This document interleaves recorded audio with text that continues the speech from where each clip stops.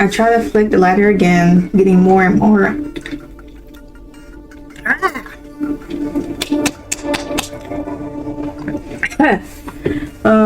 I try to flick the lighter again, getting more and more desperate now. I can feel their eyes on me as I fail again to light the fuse. My hands starting to shake. Picturing the scowl on Red's face, I flick it harder and lit. I quickly hold it against the fuse as it snakes up the length faster than I expected. Hearing my fear of the explosion, I scramble to my feet and run towards them. Clambering noisily to the bushes, I can see Blue perched on a rock and Red leaning against a tree. I don't have time to apologize. I hear the crackling start behind me. So fireworks. Plumes of smoke erupt out of the rocket and the noise gets louder and louder until a few sparks sprinkle the ground. But the rocket doesn't even fire. It's a dud. I start to feel their eyes on me again. Red sighs dramatically. Man, seriously? I slowly turn around and face him, my chest constricting as I realize how much I fucked up. You swore up and down that this would be the best way to start the night.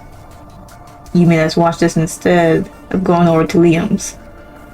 He breathes in heavily through his mask, the dark eye holes making it impossible to read his expression. I can tell he's becoming furious. Starts to fill up with his bag. Listen, man, I'm so sorry. Sion told me how good these were gonna be, and I really believed him.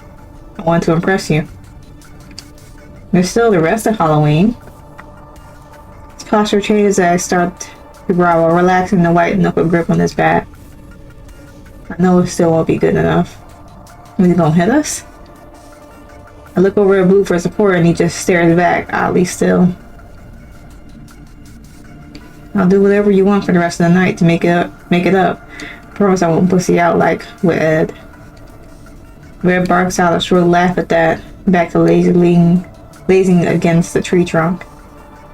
Blue huffs and starts to root around his back, gripping something. I'm gonna make you regret that promise, right? Besides, you already owe me one. The night is gonna improve after that. Let's go. Any ideas of what to subject him to, Blue? My jaw starts to tighten again, knowing exactly what Blue considers a fun use of his free time. I used to catch him pulling the limbs off bugs when we were younger. I know he graduated to something stronger until he found the mice in his room. And I've been meaning to... Wait, I know what we're gonna do. We're gonna make the run get back at Sean for his shitty fireworks. And rock through his window, maybe? Said the Reeve again, realizing I'm not gonna be subject to whatever Blue was thinking of. My stomach sinks the second I realize what I'll be doing instead. Wait, I don't know if he deserves. You said anything. Make it better, right? This is anything. Shaw has deserved the ages before this. Remember when he stole Liam's bike and wouldn't admit it? Probably getting off lightly. Red starts to saunter in the direction of Sean's house, and I scramble up behind him. Feeling prickling in my neck, I turn around and spot Blue stood still behind us. He's staring up at the moon, heavy in the sky.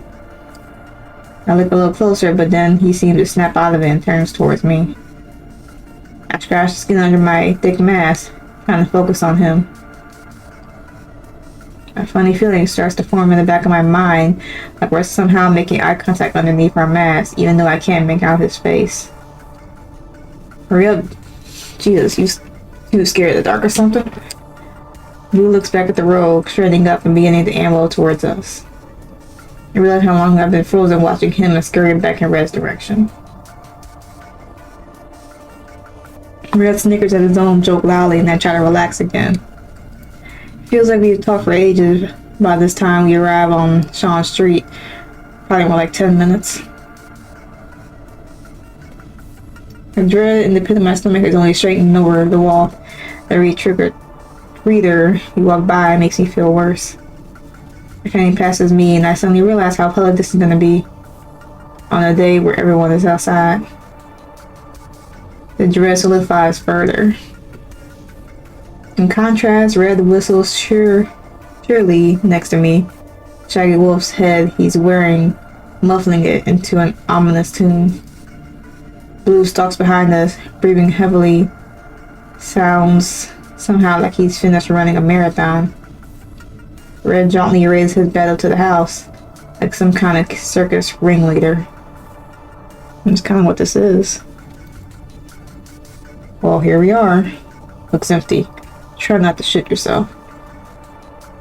He turns around suddenly, surveying nearby houses, trying something he likes. He wanders over to a crumbling brick wall across the street. He kicks harshly at it, old brick showering across the path. Reaching down, he dislodges a large chunk. Here you are, Runt. That big a target, you shouldn't be able to miss. Alright, well, when you guys watch out for trick-or-treaters, you sure there's nobody here? Scared kids, man? Jesus, destroy the fucking thing. There's a bit of a window, if you can manage it. I want him to know. I don't know about this. Why don't we just... You said you would do anything, and you will. Or it's not even gonna get much worse. Yeah, but you have to ruin it. I'll have to make you regret it. He's talking towards me, waving his bat madly. I feel like I'm speaking to an alien. He's a dick, sure, but now he's more like a man possessed. I step back, feel myself start to hyperventilate. A large shape appears next to his bat, gripping it firmly enough that his waving stops instantly. Your ball is blue, as Red lets out a snarl in surprise. No, man, you tweak it. You tweak it. He tries to whirl on him, but an inhuman roar rips through the night atmosphere. Red nearly drops the brick, clutched in his other hand. I realized that they had to come from Blue.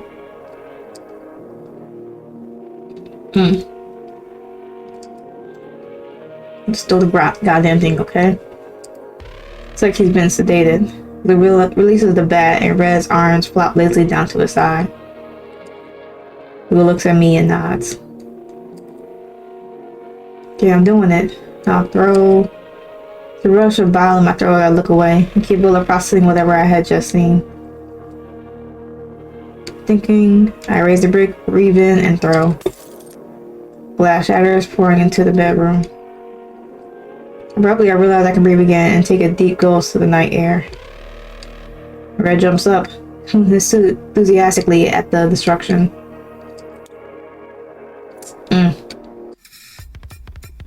Time to run. I take off sprinting down the road, footsteps pounding behind me.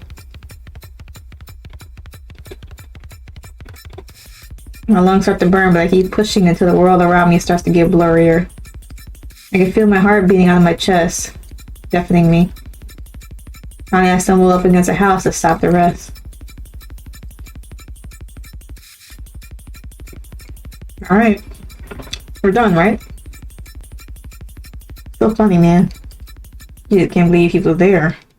Good God, that makes it for the fireworks. But what if we're in mass? Relax. Our attempt to comfort does not make me feel better. I feel like the world closing in on me. You imagine the look on his face? I woke him up from a fucking nap. Jesus. That or he was wanking in the dark. He sets him off into a further peals of laughter, clutching his chest. Slowly the world around me starts to right itself again. Noob this from you. Blue was looking down at me, his whole body curled up against the wall, but somehow still towering over. Yeah, that definitely beats stealing your pint from the pub. Red punches me in the shoulder and I start to laugh with him, immediately pretty amused by the idea of Sean's reaction. Okay. My turn to be compensated for the fireworks. I fear of it Blue, suddenly remembering what had just happened between him and Red, and what I had promised. The heart drops. Why not? Let's see if we can really make him braver, right? Because like Red doesn't even remember what had only just transpired between them. That they're working together to torment me. Maybe we can do something more Halloween now, right? You have something in mind? Take a deep breath, suddenly regretting it as I notice a putrid smell wafting on the breeze. I recoil slightly, then try to conceal my reaction as I realize the scent is coming from Blue. Not the kind of person who normally smells. Well, good, but this is not even for him. He reaches into his bag and pulls out a small shoebox. It's colored and torn. The smell gets considerably worse as he holds it out towards me. It smells sweet. Most sickening possible sense. It's the urge to gag as I picture whatever could be inside. Red reaches over, trying to grab the box from his hands, but Blue quickly moves it from his reach. Wait, what the fuck is in there? It smells worse than my cousin left a plate of rotten eggs in my room. Can't open it. Not for you. And tell me there's not anything fucked up in there. Red shifts onto his back foot before turning away slightly. Actually, I think you'll appreciate this when you know the recipient. Red inclines his head back in Blue's direction, encouraging him to keep speaking. I made it for Jack. Red stops shifting around and suddenly goes completely still. Can't believe this is being brought up. Whatever happened with Jack happened long before I was involved. I've gotten the sense it was pretty serious. He used to be a good friend of Red's and was dating Red's sister, but I know the relationship got pretty fucked up. I also gotten the sense that he's a terrifying guy. God, seriously? That's my revenge tonight, and he deserves it. You know it. All I have to do is get Green and leave this for him. Remember my place in all this and snap back into reality. I really don't want to be involved in one of Blue's schemes. The way he's acting makes me feel like I'm going to be starring in some crime documentary a year from now. Berkeley notices he's lost control of the night, and I can see him trying to rally himself in my peripheral vision. Well, I won't say no to that. He deserves it. Make this one less useless for sure. He slaps me on the shoulder, but his studio has a ring completely hollow. It's not hard to see his heart isn't in it. Still, it's much harder to get out of this now he's approved. Listen, I get what you're doing, but I don't think I can do this without knowing what's in that box. I look over at Red for support, but he doesn't seem to be paying me any attention, stepping his boot against the pavement. Not until you put it there. Come on, why not? No, you can see it if you do it. I hold his gaze for a tense couple of seconds. Doesn't take a genius to figure out what is probably in that box. Experiments flash in my mind, and I can feel myself becoming even more aware of the smell. Something dead, or part of something dead. Inclining my head up at him, I swear I can see the snout on his mask curling up into a snarl. Jumping, I push myself backwards against the wall, look again, but his mask would be the same as it was before. Slowly, he pushes the cardboard box into my hands, no reaction at all to me nearly jumping out of my skin. He swivels on his foot and starts striding off down the street, rather reproachfully following behind. He swings over more, who's dragging loudly as he walks. You get the impression he had just woken up, if it wasn't for his back. Even in the darkness, I could see him gripping it tightly, the veins on his arm prominent from the force. Eventually, I start to trail behind, actively trying not to look at the box in my hands. It dawns on me that Blue prepared whatever I'm holding long before our plans got derailed, which means he was going to do something fucked up to this guy anyway. Revenge is clearly not a motive for him. Thinking about that just makes me feel sicker, so I try to focus on the Halloween decorations. Jack's house turns out to be pretty close, Blue having led us there. Luckily, it's getting pretty late now, and there seem to be less not familiars, but families about. I trudge along with the group before Red suddenly swings his bat out to his side, blocking me from walking. What?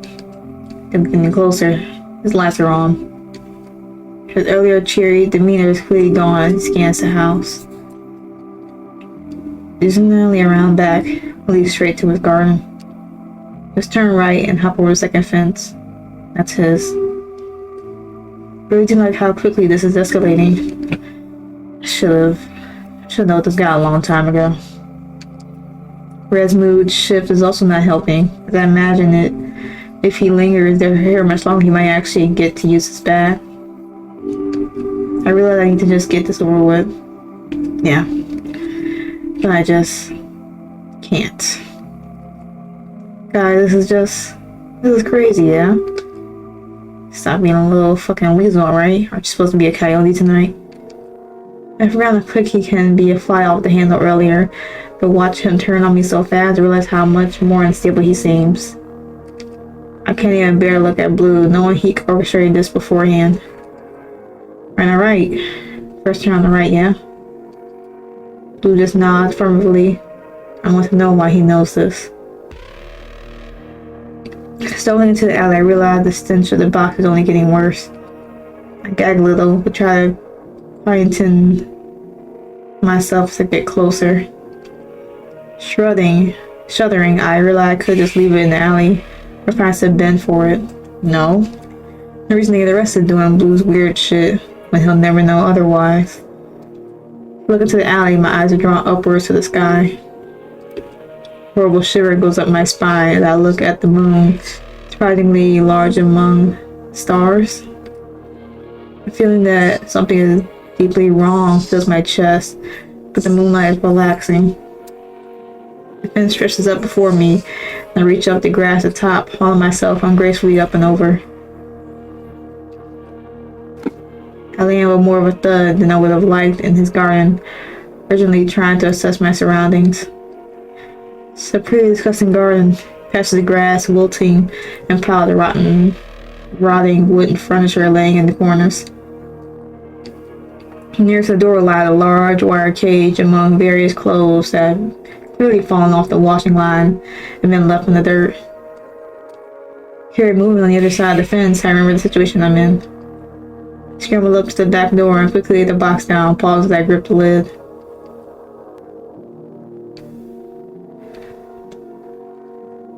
A rabbit? Clearly has been skinned and left to sit in this box for who knows how long. Congealed blood coating the inside. I have nausea hits me faster than I could process it, and I put off my mask before vomiting into the grass. I feel dizzy. I look up again, trying to contain my retching. Trying to think about the implications of what I'm looking at and turn away from it, back towards the fence. I grasp it again, hop, and nearly fall flat onto the ground on the other side. Breathing deeply, I wipe my eyes under the mask and try to pick myself back up. I lean heavily against the walls for a second, my legs not willing to cooperate. I'm not in the garden anymore, but I'm still too close by, so I hasten my feet and drag myself into the street. I avert my gaze as I approach them. I can't bear it. Right, let's go. I hear Red moving away from us and I try to shadow him, bringing my breath back to a normal level. A hand grips my shoulder and I hear mocking laughter from over it. Hey, you'll get a reaction. He's too close to me and I can't even stomach a nod to the affirmative. I swallow. You gotta tell me what was in that box. Seriously. I tilt my head lopsidedly up at him, trying to focus on the words. It was my plan. I'll tell you. I did say you'd be impressed. Red stands at attention, clearly hating the suspense. Remember you mentioning he had a rabbit? He thinks it went missing 6 days ago.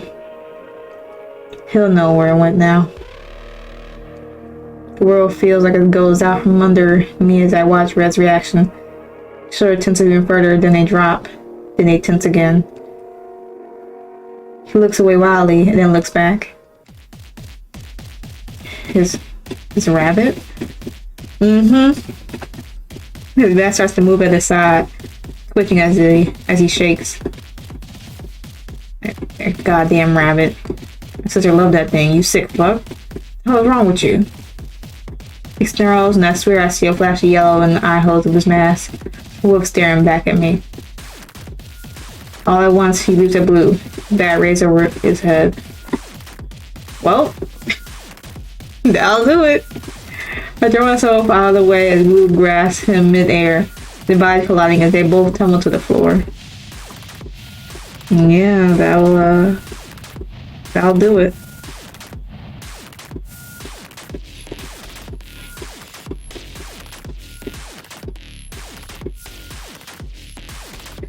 I feel like I'm watching something more animal than human, bodies and metaphor rolling in constant motion. Red quickly lifts his bat and swings, Blue's head snapping to the side with the force. He goes limp for a second before surging back to life, kicking at him. Red raises his arms to strike at him again, but Blue roars and throws himself upwards. Rolling over, he uses his sheer size to pin Red beneath him. I should step in, but I can't breathe. Or we could walk away and then just let it be what it be. He grips Red's mask, slamming his head down to the pavement with incredible brutality. And again. And again. Yeah, maybe we should step in. Help me, you idiot. You've done anything to him his whole life. This whole time. Get your own revenge. Light goes out of Red's eyes, formerly primal energy seeming to dissolve instantly. They look almost comical on the ground. Two men in holly masks wrestling each other in the grass. Can't believe it how different it seemed just a second before. Blue gets off him, wiping at the grass stains on his trousers like he's been mildly inconvenienced. I can't move. I guess she loved the thing, but you know, what's done is done. Red lays there limply for a second before climbing roughly to his feet and steadying himself. I'm gonna go get a drink. Need a beer. Just stay here. He turns to me, holding my gaze for what feels like an eternity. Starts to look away from us, but speeds up the further he gets until he's running full speed around the corner. I realize how he's left me. Alone with him. I turn away from Blue, trying to process everything that just happened. The moon is unnaturally large in the sky, hanging ominously over us. I stare at it, trying to imagine it as some kind of cosmic paradise I could escape to. As I gaze at it, my vision starts to fuzz at the corners. I feel as if I can see Red's bat raised upwards as he gets ready to strike. I see Blue in his experiments, mice sprouting in their cage. I feel an overwhelming pressure building up in my chest, a rage filling me up and threatening to spill over. Every time Red has screamed at me, every time I've seen Blue perform some sick stunt, everything I've seen tonight. Staring at the milky surface of the moon, I see all the violence I could inflict back on them. All the pain. Blue crunches through the grass towards me, snapping me out of my thoughts. Instead, I look away from the moon. The cacophony inside my head grows quiet, but an incredible yearning to look back blossoms in its place. Blue was looking up at the same view.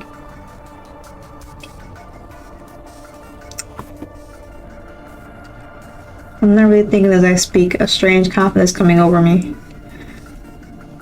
What? Let him be the crybaby for tonight.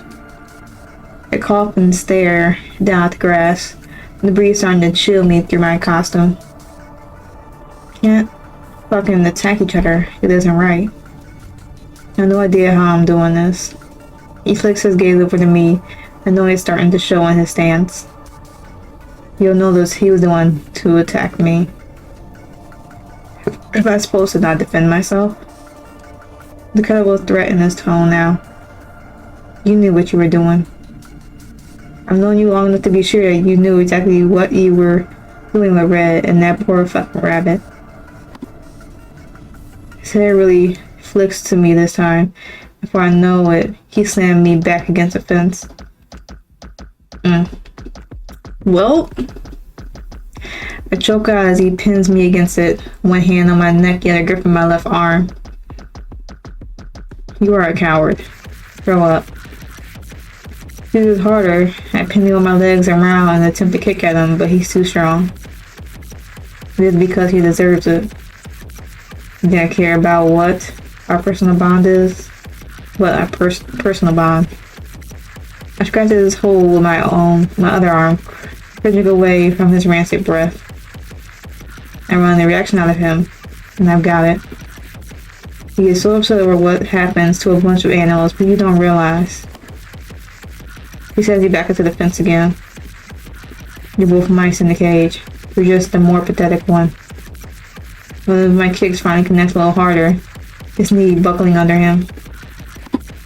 I tried to dive away, but he still latched onto my arm and he pulls himself down on top of me. Snarling? Okay. I cringed from the punch, my head snapping against the concrete. Look at me. Okay, dude. I guess he was also defending himself in this exchange too. He grabs the snout of my mask and pulls it around, facing directly towards him. My head throbs from his attacks, but as my eyes focus in, I see that he's not healing anymore. His mask has come alive, the formerly dark eye holes illuminated by a piercing yellow gaze. He snarls louder and his canines shining in the light of a street lamp. I can feel claws digging into the flesh of both my arms. Okay. It's almost like he's trying to speak to me, a twisted growl fighting its way out instead. Suddenly I see the moon over his shoulder, my vision sharpening down to a point. I twist and kick, sending him toppling over my side. I clamber to my feet and kick at his torso, only vaguely hearing the sound of my own snarling as I strike again and again. Stepping back, I feel a deep wrongness within myself. His crumpled form lays beneath me, chest heaving as he takes in deep gulps of breath. The moonlight shines on him now, even larger on the horizon. I realize I want to kill him. Allow our embraces. Or you can fight back against this primal stuff that's going on. I resist the boiling anger rising within me, reaching up and grasping my mask. I feel hot and claustrophobic, wanting out of this stupid costume as quickly as possible. A hissing noise fills my head, growing louder as I dig my fingers into the greasy fabric. It grows in volume and I can feel my legs starting to shake. I pull and fresh air pours in. The glow of the moon no longer seems inviting, but revolting. I look down at Blue's damaged form and it feels like as if miasma is surrounding him. The air is charged as I approach him. Whatever it was influencing me clearly having seeped deep into his body. His heavy breathing sounds more like growling, and I see his chest rising and falling rapidly. I don't know whether to run or wait or try to help him. I've seen him be fucking cruel. I never imagined he would attack one of us. At the couch there, he starts to change. A twitch starts in Blue's leg, looking almost like a dog trying to scratch itself. Suddenly a sickening crunch rings out. I fall back and scrape my hands across the tarmac as he starts wildly twisting around. Everything coming from him is like nothing I ever heard, and there are horrible deep crunches emanating with him, or with it. As he kicks his leg out, his boot comes flying off, revealing a clawed foot. A deep sickness forms in my gut, and I crawl over, trying to pin the lower half of his body. I'm not sure what I'm even trying to achieve, but the horror of my stomach spurs me on. He catches me with the claws. I fail again to grasp him at the knee. His form is smaller than I expected. So they crunches again, louder this time. Why don't we just run? I wouldn't want to be near that. If I couldn't hear his body, I would think he was having a seizure. But clearly much worse than that. Finally pin his lower body, something in his torso shuddering as I do. I I look up to see him clawing at his mask and human hands tearing into himself. All at once it hits me. It's the fucking mask, yeah. Keeps thrashing, no indication that he can hear at all. I realize I need to get it off of him and fast before his body deforms further. I reach over trying to grasp at his head, but he twisted back and forth ceaselessly. I gasp as his fist connects with my abdomen, feeling winded as I try to fall off him. Something snaps beneath me. I surge upwards, hands reaching wildly. Reaching and I grasp the snout of the mask and pull up, twisting. There's more resistance than I expected, and he bucks me off with another kick. Still I keep my hold and pull harder. Fabric emanates warmth, and I try to think of the implications as I rip and tear and hear it tear. I fly back as the mask finally comes away, landing roughly on my back. Breathing sharply, I collapse back against the road. This would be crazy to tell if someone was just casually walking and they're just like, oh. Alright, I turn around now. Once the hammering has resided in my chest a little, I slide unsteadily back to my feet. I can finally see his face, blood-soaked but intact. His eyes have rolled back in his head and his breathing is faint. I can no longer hear his body shifting and breaking. It dawns on me the kind of changes his body has already gone through. I don't know even a little bit what this could mean for him. It's ringing in my head as it starts to set in. I mean, he attacked me, but I can't imagine him deserving that. He just changed. I look back up at the moon, but it makes ringing louder, so I quickly avert my gaze. Bullshit. The world feels like it's tilted on its axis, and I look down at my own hands, down the mask. Have I changed as well? Could that have happened to me if I hadn't taken my own mask off? A thought that makes sickness in my stomach nearly bubble over, and I take a deep breath of the night air. But I wonder what happened to Red? Because I know he went off, but he's still not back yet. Should I call someone? What would I even say? My head is really spinning now, and I resist the urge to sit down. Sound is distant, but I can feel as if I've been hollowed out. The rumble seeps into my bones. I look around for the source. Yeah. Just right on time. Bursting yellow eyes stare back at me from the darkness.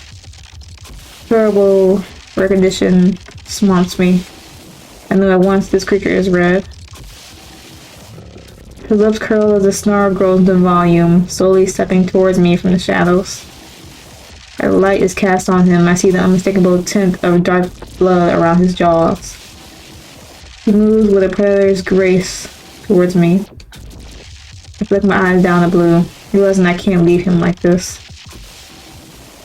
I look back up. The wolf is even closer to me, moving silently across the road.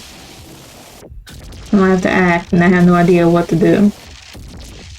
No one can carry Blue anywhere, but he can't get himself away. I look back up at it. The muscles in its hulking form shift elegantly under the matted fur, its huge size becoming clearer every second. I realized there was nothing I could do for Blue. Turning, I run. My heart thumps against my ribcage, resisting clattering to the floor as I sprint away. I set my foot back into my shoe as it nearly falls off. I don't hear anything behind me. Everything filling my ears. Spots begin to appear in my eyes, so I'm forced to stop and lean against a building. I breathe heavily, memories of running away, throwing the rock flooding back to me. Feels like years ago, even though it could only have been an hour. The moon hangs heavily overhead, and its sickly glow calling out to me again. I can hear a horrible rending of flesh as it shines on me, shredded by sharp canines. I pound my fist against the wall until I can no longer hear it and sink down. I must be losing my mind. Hilariously, I close my eyes to see that blood-soaked maw. Think of Jack and an epiphany comes to me. Epiphany. I don't know why, but I feel like in my core that it was his blood. Shakily, I rise to my feet and an unknown sense of purpose beginning to fill me. Red must have killed him. I know it. I don't feel tethered to reality anymore, but I know what has done this. Red must have gone back for his revenge. I already know I've left Blue to die. Yeah. If I had just not done this sick prank, or not fucked up the night in the first place, maybe none of this would have happened. I can't let people keep dying. I realize I'm going to need to kill that creature, yeah. I need to kill Red. My legs have to move without me and I let them lead. I feel myself coming in out of reality as I stumble around Halloween decorations flickering in the dark. I need to find him again, and I'm concerned about what I'm going to see when I reach him. I hold in the rich as images of Blue flash in my memory. Unlike Red, I'm not used to getting into fights. I draw a small pocket knife out of my trousers pocket, warm from the proximity. Realistically, the blade is tiny. I got it as a gift, but only really carry it out of habit and convenience. I'm trying to think about how I'm actually going to use it as I flip out the blade and clutch the handle. Slowly, I stagger back into the street with Blue. Quickly, I burn my eyes as a large, bloody form catches my attention. I know exactly who it belongs to. I hold in the wretch as I half walk, half run past it, seeing no sign of the wolf around. I start breathing again as I enter the alley nearby, almost pitch black in the darkness. Eventually, I realized I nearly worked my way back to the field where our night began, and quickened my pace towards it. My shoes crunch in the dewy grass. I really hope I don't step in any dog shit. It all seems ridiculous considering the circumstances, without a slightly unhinged laugh.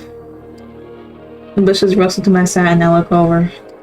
I see the yellow of his eyes first. Predatory form stalks outward from the tree line, canine glinting. I realize how hard I'm shaking as I see it drop some kind of fleshy mass from his jaws.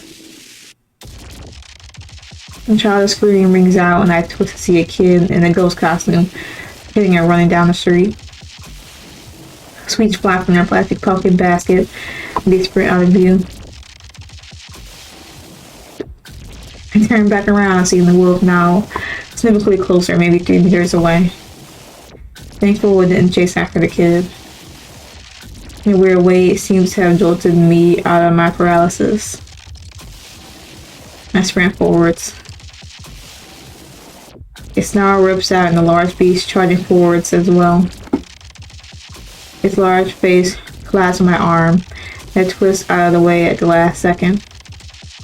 The wolf slams me back and I quickly refocus on the knife in my left hand.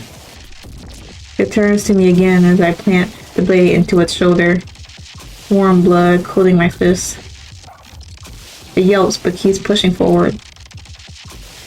I try to hold it back with one hand, my fingers releasing the knife. Shit. I realize how futile this is, and then I try to throw it back, feeling a claw pierce somewhere around my belly button. I scream. It clamp over my hand, and I scream once more. In a fit full of adrenaline, I wrap my hands around his thick neck and use all my strength I can summon. I slam his head down to the ground, feeling it let go, limp just for a second, and realize my bloody fist. Fear consumes me and I jump to my feet. The world hazy. I start to look away, quickening into a sprint as I hear pounding behind me. The pain in my hand darts up my whole torso, feeling like an electric shock. As I reach the street, I realize I've got no idea what I'm doing. No possibility of outrunning this creature. The knife didn't seem to slow it down even a little. Terror grows in my chest, but the bend to my left gives me an idea. Hearing the wolf right behind me, I reach out and grab. I stumble slightly as I pull down, but the bend clatters loudly to the floor behind me. The wolf slams into it, garbage spilling into the street. I take advantage of the brief distraction and turn sharply into another road. I have absolutely no direction, but something catches my attention. Strips of fabric lie in a heap along with a large dented bat sits amongst it. So we found his bat. I have no time to consider what led me here as I reach down and grip the bat, hearing snarling behind me.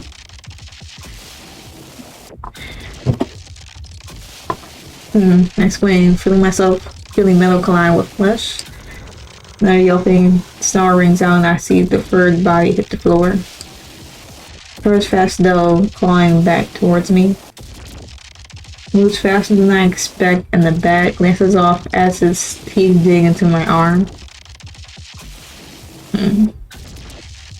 I splutter and scream, but it digs in further. I fall back and hear something tear. Those teeth finally leaving my arm. Everything starts to fade, but I urge myself back to reality as it surges towards my face. Alright. It moves in slow motion as I feel myself swinging the bat up towards it. It gets closer and closer and I hit it first as it falls down, limp body flopping on top of me. I struggle to push it off, finally sliding my legs out from underneath it. As I stand up, I swing again. It twitches, it brings up a paw to stand. I try to hit it again to be sure. And again. Everything goes until still as I hit it again, seeing the colored tree leave its eyes this time. My head spins, I realize it might all actually be over. I feel like I've slipped into a different world without my knowing. I look over at it, its chest no longer raising and lowering as it breathes. I remember exactly what this it is. I laugh a little, feel sick and throw up onto the street beside me. I sit down hard, feeling weakness throughout my whole body. Resting my head against the road, I watch the stars.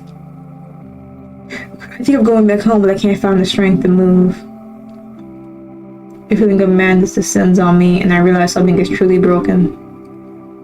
I clamber up to my feet, clutching the bat limply in my hand. I ignore the feeling of warmth gushing over my arm. As I begin to walk away, I hear police sirens in the distance. And they too fight back. Oh, so there's multiple endings. Okay. I'm Megan Lewis, Ozone 647. These are the credits.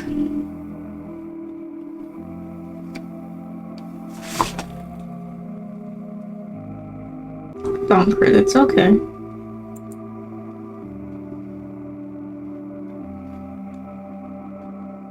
Well, that was dope. I honestly don't want to like conform and be a wolf. I like the ending too, but if you want to do ending 1, of course I will be putting this game in the description below like always. But the name of this game is Canidae. Sorry if I butchered the name. I liked it, you know.